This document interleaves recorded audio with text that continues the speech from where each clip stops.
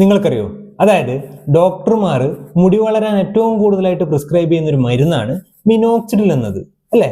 എന്നാൽ ആ മരുന്ന് കണ്ടുപിടിച്ചത് ബ്ലഡ് പ്രഷർ കൺട്രോൾ ചെയ്യാനാണെന്ന് എത്ര പേർക്ക് അറിയാം? ഈ മിനോക്സിഡിൽ ആദ്യം സീവിയർ ഹൈപ്പർ ടെൻഷൻ അല്ലെങ്കിൽ ബ്ലഡ് പ്രഷർ കൺട്രോൾ ചെയ്യേണ്ട ഒരു മരുന്നായിട്ടായിരുന്നു ഉപയോഗിച്ചിരുന്നത്. പിന്നീട് ഈ മരുന്ന് കഴിക്കുന്നവരിൽ അധികമായിട്ട് മുടി വളരുന്നത് ഡോക്ടർമാരുടെ ശ്രദ്ധയിൽപ്പെട്ടു. അങ്ങനെ ഈ ഒരു സൈഡ് എഫക്റ്റിനെ ആ ഒരു മരുന്നിന്റെ മെയിൻ എഫക്റ്റ് ആക്കി മാറ്റി. പിന്നീട് ഈ മിനോക്സിഡിൽ മുടി കൊഴിച്ചിലിനുള്ള ഒരു മരുന്നായിട്ട് വ്യാപകമായിട്ട് ഉപയോഗിക്കാൻ തുടങ്ങി. ഈ മിനോക്സിഡിൽ എന്നത് കഷണ്ടിക്കുള്ളൊരു പരിഹാരമൊന്നുമല്ല, മറിച്ച് ഈ ശോഷിച്ച മുടിയൊക്കെ ഉണ്ടാവില്ലേ, അതിനെ കുറച്ചും കൂടി സ്ട്രോങ്ങർ ആക്കാണ്ടിട്ടാണ് ഈ ഒരു മരുന്ന് ഉപയോഗിക്കുന്നത്. ഈ ഒരു മരുന്ന് മുടിയുടെ വേരുകളിലേക്ക് ബ്ലഡ് സർക്കുലേഷൻ അങ്ങ് കൂട്ടും.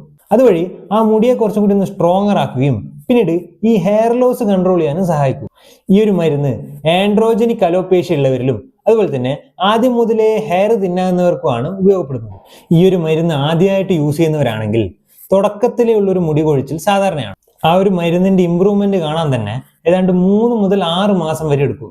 സാധാരണ ഇത് യൂസ് ചെയ്യുന്ന ആൾക്കാർ ചെയ്യുന്ന ഏറ്റവും വലിയൊരു മിസ്റ്റേക്ക് എന്താണെന്ന് വെച്ചാൽ അത് പെട്ടെന്ന് അങ്ങ് നിർത്തുക. ഒരിക്കലും ഒരു മിനോക്സിഡിൽ യൂസ് ചെയ്യുന്ന ആൾക്കാർ പെട്ടെന്ന് ആ യൂസ് ചെയ്യുന്ന പ്രക്രിയ നിർത്താൻ പാടില്ല. അങ്ങനെ നിർത്തിക്കഴിഞ്ഞാൽ ഇതുവരെ ഉണ്ടായിരുന്ന ആ ഒരു എഫക്റ്റ് പോകാനും പിന്നീട് നിങ്ങൾ പഴയ സ്റ്റേജിലേക്ക് തിരിച്ചെത്താൻ ഇടയുണ്ട്.